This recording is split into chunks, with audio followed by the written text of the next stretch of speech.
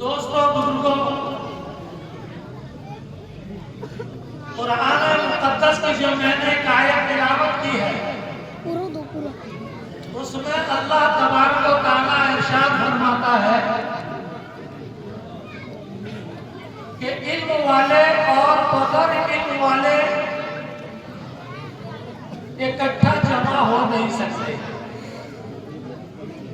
جس کے پاس علم ہے اور جو ان پڑھ ہے وہ ایک جگہ کبھی بھی جمع نہیں ہو سکتے، اس لیے کہ علم کا مرتبہ بہت ہی اعلیٰ بلند و بالا ہے۔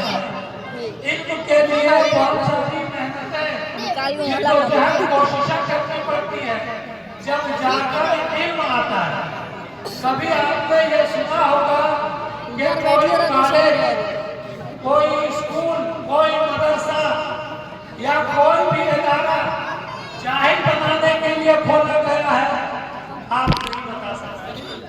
جاہل کے لیے کوئی ادارہ، کوئی مکتب، کوئی مدرسہ، کوئی ادارہ نہیں ہے، لیکن علم کے لیے جگہ جگہ ادارہ قائم و دائم ہے اور قیامت تک چلتا رہے گا۔ تو اللہ نے اس آیت میں بھی یہی فرماتا ہے کہ لوگوں، اے محمد صلی اللہ علیہ وسلم، آپ بتلا دیجئے کہ علم والے اور بغیر علم والے ایک جگہ جمع نہیں ہو سکتے۔ جس طرح چاند اور سورج ایک جگہ جمع نہیں ہو سکتے، زمین اور آسمان ایک جگہ جمع نہیں ہو سکتے۔ بہت سارے مثالیں دنیا میں موجود ہیں جو آپ اپنے غور و فکر کریں گے تو وہ ایک جگہ جمع نہیں ہو سکتے۔ سب کا الگ الگ مرتبہ ہے، الگ الگ ان کا پوزیشن ہے۔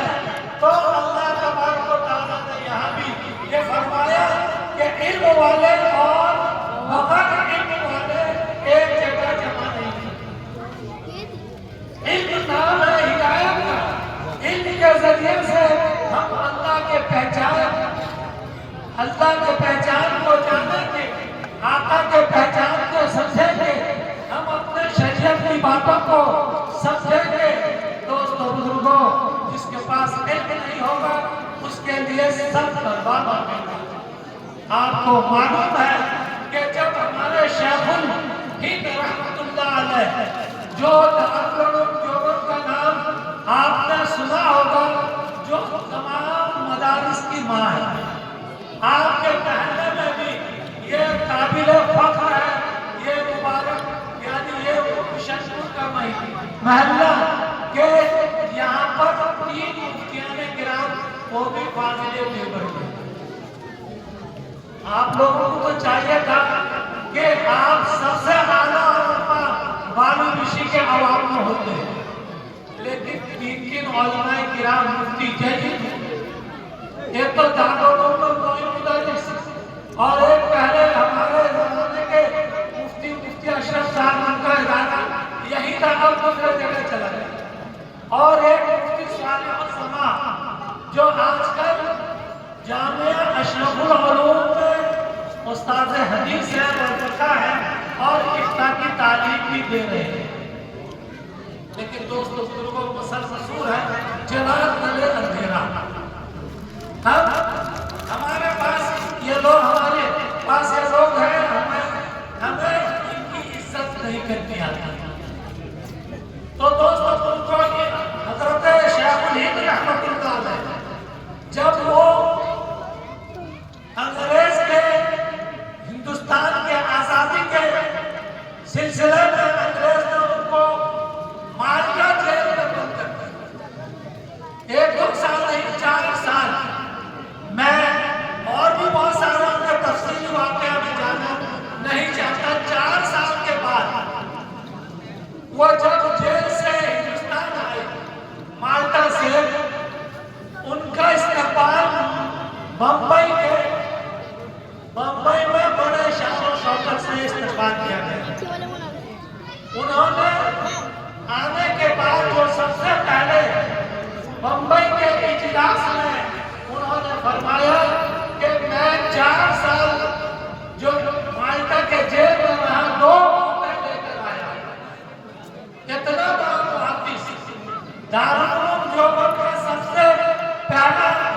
साकिब वो माल्टा गए, वहां से आने के बाद उन्होंने कहा कि मैं 4 साल की मुद्दत में वहां से सिर्फ 2 बातें लेकर, सारे लोगों के कान खड़े हो गए, उनके शागिर्दों की भीड़ थी और बहुत सारे आए थे, खर्ची के लाखों का मजमा था।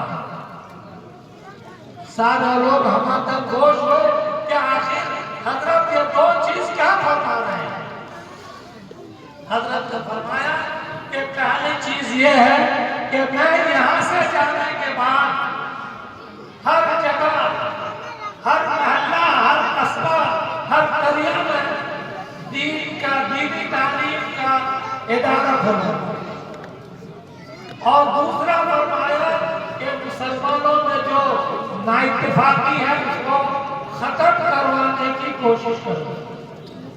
दोस्तों, देखो अल्लाह के वली ने आज से 100 साल पहले, यह 1919 की बात है और 2025 हो गया, आज भी अगर हम जायजा ले देखें, ये दोनों चीज हमारे अंदर नापाक है और बिल्कुल दोस्तों उनको ना होने के बराबर है।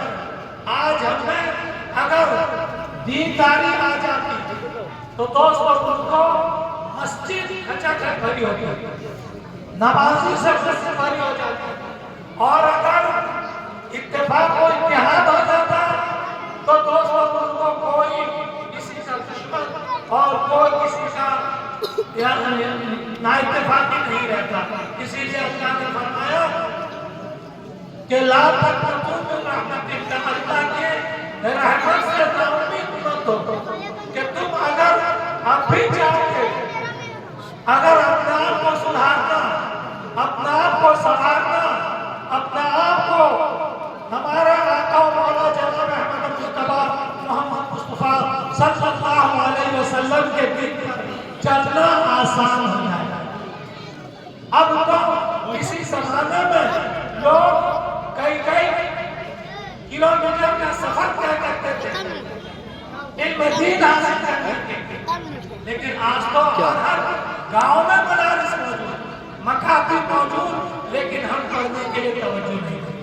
हजरत अब्दुल कादिर जिलानी रहमतुल्लाह अलैह कहा गिलान से मुहताज है पढ़ने के लिए, और माने उनको रुखसत की, एक नसीहत की थी कि बेटा मैं तुझको रुखसत करती हूँ और तेरे बदल के अजगद में 40 अशरफियाँ मैंने दे रखी है तेरे खर्च करने के लिए। पहले जमाने में रास्ता पैदल जाते थे, सफर करते थे और कोई सवारी का इंतजाम भी नहीं था। हमारे बचपन में भी हम लोगों ने सुबह जो कई मतलब पैदल भी गए या साइकिल जाते थे, और साइकिल लेके जाते थे। रास्ता ऐसा अगर बारिश का मौसम होता तो उसको कंधे में भी लेकर जाते थे।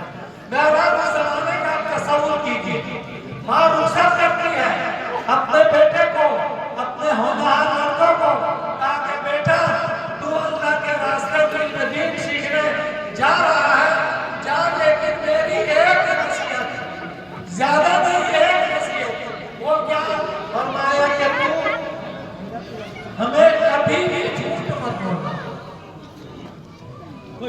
और कुरान में अल्लाह तबारक व तआला ने फरमाया कि या अय्युहल्लज़ीना आमनू तक़ुल्लाह व कूनू मअस-सादिक़ीन, ऐ ईमान वालो अल्लाह का तक़वा क्या करो और सच्चों के साथ रहो। अगर झूठ और सच के बारे में कहा जाए और हमारे माहौल और सोसाइटी का इहाता किया जाए तो बहुत लंबी बात हो जाए। तो दोस्तों उनको एक दिन के बाद काफिले को डाकुओं ने लूट और सारे काफिले वालों का सामान उन्होंने लूट लिया। इस बच्चे के पास एक डाकू ऐसी आया कि बच्चे के पास है क्या, इसको भी पूछने लगा, नौजवान तेरे पास क्या है? उन्होंने कहा कि मेरे पास 40 अशरफियाँ हैं जो मेरे अजगद के नीचे। वो ऐसी मजाक समझकर छोड़कर चला गया। फिर उसके बाद दोबारा आया तो उन्होंने फिर यही सवाल किया, और हज़रत शाह अब्दुल कादिर जिलानी ने कहा कि मैंने पहले भी तो यही बात कही थी। तो उस डाकू ने वहां से यानी उनको छेड़छाड़ करने के बजाय अपने सरदार के पास आया और कहा कि देखिए ये बच्चा कहीं हम लोगों के साथ मजाक तो नहीं कर रहा। और उसको जब मैं पूछता हूँ ये कहता कि मेरे पास 40 अशाशिया है। बहरहाल डाकू के सरदार ने देखा, कहा और उन्होंने कहा कि तुमने अपने ये चीजों को हमने कभी देखा नहीं था, तुमको पूछा नहीं था, तुमने क्यों उसको जाहिर किया। उस बच्चे ने कहा कि मेरी वालदा ने जब मुझे रुखसत किया तो उन्होंने एक नसीहत फरमाई थी कि बेटा जिंदगी में कभी भी मत बोलना, इसलिए मैं झूठ नहीं बोल रहा हूँ। एक बच्चे के झूठ न बोलने की वजह से पूरे डाकुओं का गिरोह तौबा कर लिया और वहीं से डाका जदी छोड़ दिया और वली अल्लाह बन गए। आज हम अपने गरीबान में झांक कर देखें, हम अपने बच्चों को झूठ बोलते हैं, बुलवाने की तालीम देते हैं या उसको तरकीब देते हैं। बहरहाल ये मदरसा अनवार हिदायत, हिदायत का नूर इसके माने होते हैं। इंशाअल्लाह ताला यहाँ से हिदायत का नूर फूटेगा और उसका चश्मा जारी होगा। मैं आपको इंटरव्यू ले लूं तो आप लोगों को कितनों का जनाजे की नमाज मिली होगी। जनाजे में खड़े हो जाते हैं, अल्लाह अकबर, उसके बाद क्या पहले तकबीर में क्या पढ़ते हैं, दूसरे में क्या पढ़ते हैं, तीसरे में क्या पढ़ते हैं, आधे आदमी को मालूम नहीं होगा। ये बच्चे जो मकतब के हैं, जो भी आए आपके पास इनाम लेने के लिए, जनाजे की नियत भी मालूम, अतहियात भी मालूम, दुआए कुनूत भी मालूम। गर्ज़े के ये बुनियाद है इस्लाम की। अगर आप इसका तामुल करेंगे यकीनन ये आपके बच्चे आपके लिए जरिए आखिरत बनेंगे। बच्चे आपके हिदायत का, जन्नत का ज़ामिन बनेंगे अगर आप अपने बच्चों को दीनी तालीम दिया। असल तालीम जो है, इल्म जो है वो दीनी इल्म है। दुनियाई इल्म वो इल्म नहीं है, वो हुनर है। अल्लाह तबारक व तआला से आप भी दुआ फरमाएं, हम लोग भी दुआ करते हैं कि अल्लाह तबारक व तआला इस मदरसे को दीन दुगनी रात चौगुनी तरक्की अता फरमाए और आप अपने बच्चों को एक न एक अपने बच्चों को इल्म दीन आलिम बनाएं। अगर आप आलिम बनाएंगे तो आप बनाएंगे कल क़यामत के दिन मैदान महशर में जिस बच्चे के वालिदैन के सर पर ताज पहनाया जाएगा। सबक को सुनने से ज्यादा अमल करने की तौफीक अता फरमाए। वमा अलैना हो गई सब 2 घंटा हो गई लाइव। जज़ाकुमुल्लाह लाइक आइए कितना ले हज़रात सामईन, अब 40 मिनट से बाकी है, उसके बाद 9:30 में इंशाअल्लाह नमाज होगी। उससे कबल जो है शायर इस्लाम का भी 2 कड़ी आप सुनेंगे और उसके बाद सदर साहब का भी यहाँ पर खिताब होगा। आज का ये प्रोग्राम बउनवान जामिया अनवार हिदायत का इफ्तिताही प्रोग्राम है। अल्हम्दुलिल्लाह बेशक पुरवालों ने एक बहुत बड़ा कदम उठाया है, जहां मकतब खोलकर उन्होंने अपने बस्ती के नौनिहाल और फ्यूचर के लिए दीनी तालीम का एक बहुत बड़ा काम अंजाम दे रही हैं। वहीं पर इस इलाके के साथ बैरून तलबा, बैरून स्टूडेंट्स के लिए उन्होंने कुरान करीम का एक बहुत बड़ा इदारा जामिया अनवार हिदायत जो आज जिसका इफ्तिताह है उसको खुला है। अकाबरीन उलमाए किराम तशरीफ फरमा है। अल्लाह के नबी हुजूर खुद सल्लल्लाहु अलैहि वसल्लम जब मक्का से मदीना तशरीफ ले गए तो 2 काम उन्होंने शुरू किया। सबसे पहले अल्लाह के नबी हुजूर सल्लल्लाहु अलैहि वसल्लम ने मस्जिद नबवी बनाई। फिर मस्जिद नबवी के शिमाली जानिब में अल्लाह के नबी सल्लल्लाहु अलैहि वसल्लम ने मदरसा कायम किया, जिसे सुफा से याद करते हैं। ये कोई नया काम नहीं है, मदरसा खोल देना। अवामी जुबान में बहुत एतराज आता रहता है कि दिन रात मदरसा गड़गड़ाता रहता है, چلتا رہتا ہے. میرے بھائیوں بزرگوں دوستوں، دراصل یہ مدرسہ اللہ کے نبی حضور صلی اللہ علیہ وسلم نے قائم کیا تھا.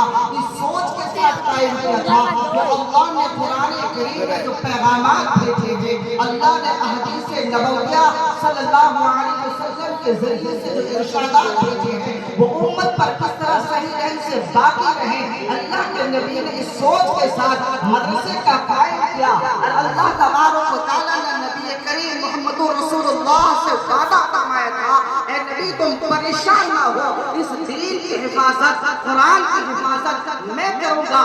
گویا کہ مدرسہ اللہ جو ذمہ داری لیا ہے اس ذمہ داری کا ایک حصہ ہے. اس کو کھلے دل سے استقبال کرنا چاہیے اور فخر کرنا چاہیے کہ ہمارے محلے میں الحمدللہ مکتب کے ساتھ جامعہ کا قیام ہوا ہے، جس کی نگرانی اور اہتمام میرے رفیق دست حضرت مولانا اویس ذکی صاحب فرما رہے ہیں. آپ حضرات مبارک بادی کے قائل ہیں. میرے بھائیوں بزرگوں دوستوں، 3-4 منٹ کے اندر ایک بات کرتا چلو.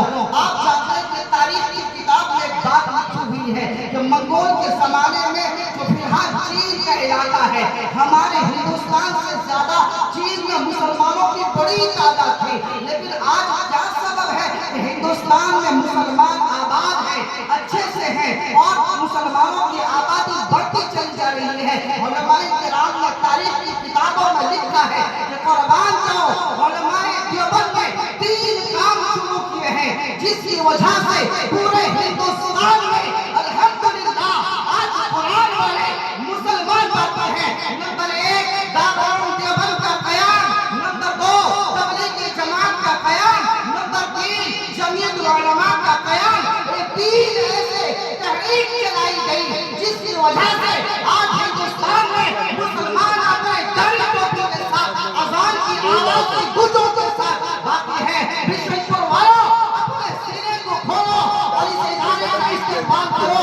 یہ ادارہ ہمارے ہدایت نہیں بلکہ جنت کی فیکٹری ہے. اللہ کے نبی حضور نور صلی اللہ علیہ وسلم نے فرمایا، من قرأ القرآن فاستظهره وأحل حلاله وحرم حرامه أدخله الله الجنة وشفعه في أشرف من أهل بيته كلهم قد وجبت لهم النار. اللہ کے نبی نے فرمایا کہ اگر کوئی قرآن کو سیکھتا ہے، اس کے حلال کو حلال سمجھتا ہے، اس کے حرام کو حرام سمجھتا ہے، اور اس کے بعد وہ قرآن کا عالم بنتا ہے تو ہمارے لیے سفارش کرے گا. ہمارے اعمال کی یقین تو نہیں ہو پا رہا ہے کہ جنت جائے، لیکن اگر مدرسہ کھل جائے یہاں پر ہماری مدد سے، ہماری رعایت سے، ہماری نصرت سے اگر کوئی حافظ قرآن پڑھتا ہے، اللہ کے نبی کا وعدہ ہے کہ قیامت کے دن وہ ہمارے لیے سفارش کرے گا. اس لیے ہاتھ اٹھا کر بولے، اس ادارے کا کون خیال رکھے گا؟ ہاتھ اٹھائیں میرے بھائیوں، اور اس بات کو کہیے اللہ میری جان کر سکتے اس ادارے کی حفاظت کے لیے. ہدایت آج نہیں آئے گا انشاءاللہ. انشاءاللہ مولانا اویس زندہ نہیں رہے، یہ ادارہ قیامت تک باقی رہے گا. یہ ادارہ بشمپور نہیں بلکہ پورے اڑیسہ کے لیے ایک بہت بڑا علم کا ذخیرہ و مرکز انشاءاللہ بنے گا. علماء کرام سے آمین کا طلبگار ہے. علماء کرام اگر یہاں تصدیق کر رہے ہیں، ہماری خوش نصیبی ہے. ادارے کی نسبت سے اڑیسہ کے بڑے بڑے علماء کرام تشریف فرما ہے. وہ امیر شریعت آئے، قاضی شریعت بھی آئے، نائب صدر جمعیت علماء بھی دو یہاں موجود ہیں، محترم علماء کرام بھی موجود ہیں. اس بنیاد پر آئے ہیں کہ آپ کو دلاسائی دلایا جائے کہ آپ کا جو ادارہ کھولا ہے وہ بہت بڑا کام کیا ہے. اللہ تبارک و تعالیٰ آپ کی عمر میں برکت دے. اللہ تبارک و تعالیٰ اس ادارے کو قیامت تک جاری رکھے. اللہ تبارک و تعالیٰ اس ادارے میں پڑھنے پڑھانے والے اور اس ادارے میں مدد کرنے والے کو سب کو بے حد قبول فرمائے. اس کے بعد صدر ذی وقار سے پہلے میں برادر مکرم جناب ناصر صاحب دلربا کو اسٹیج پر دعوت دیتا ہوں کہ آئے اور مختصر وقت میں نعت نبی حضور صلی اللہ علیہ وسلم کا ہدیہ پیش فرمائیں.